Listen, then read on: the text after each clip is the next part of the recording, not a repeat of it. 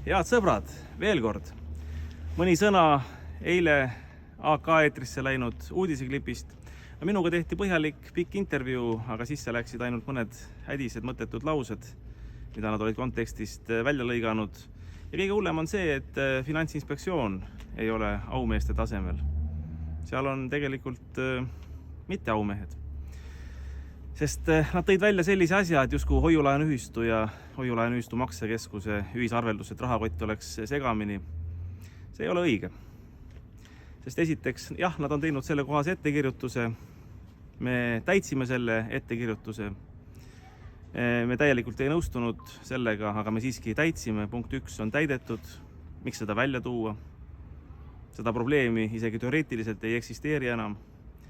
Teiseks, see nii-öelda probleem oli tuhandetes eurodes arusaamatus, aga maksekeskuse käibemahud, maksete mahud on 150 miljonit aastas, nii et see on 0,000%, nii et statistiliselt öeldakse, et see on mitte oluline. Ja seda välja tuua meedias, meedia ei ole ju kohtuinstants, meil on kohtuvaidlus pooleli Finantsinspektsiooniga, me oleme saanud esmase õiguskaitse.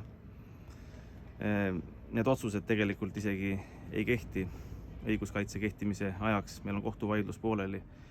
Aumehelik, eriti riigiasutuse poolt, on kohtuasju arutada kohtus, mitte meedias, mitte tekitada oma arutute ebaasjakohaste ja mitte aumehelike väljaütlemistega pangajooksu. See on kuritegu Eesti inimeste vastu. Just nimelt kuritegu. Pangajooksu tekitamine on kuritegu. Ja nüüd head inimesed, mina Tartu Hoiulaenuühistu juhatuse esimehena ja minu kaastöölised, me oleme hoiulaenuühistu alt aidanud sadu ja tuhandeid Eesti inimesi ja Eesti ettevõtteid. Te maadlete täpselt samasuguste probleemidega, riigi omavoliga, kes ühes valdkonnas, kes teises valdkonnas. Me ei saa taluda enam seda. Me ei saa taluda, kui riik tegeleb oma kodanike suhtes omavoliga.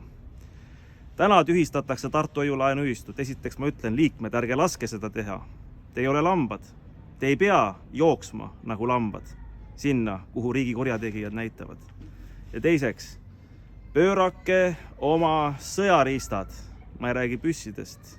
Ma räägin kodanikuõigustest. Pöörake oma kodanikuõigused omavolitsevate riigistruktuuride vastu. Nõudke parlamendi liikmetelt, et riigiasutused oleksid oma pädevuse ja oma ülesannete kõrgusel. Et nad lõpetaksid Eesti Vabariigi, Eesti rahva ja Eesti ettevõtluse kahjustamise.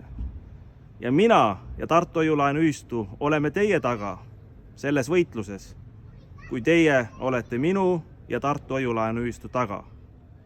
Ja kui ei ole, ma saan ka aru, võib-olla tulebki meie Eesti riik ja rahvas lugeda lõppenuks. Aga mina viimase veretilgani ei ole sellega nõus.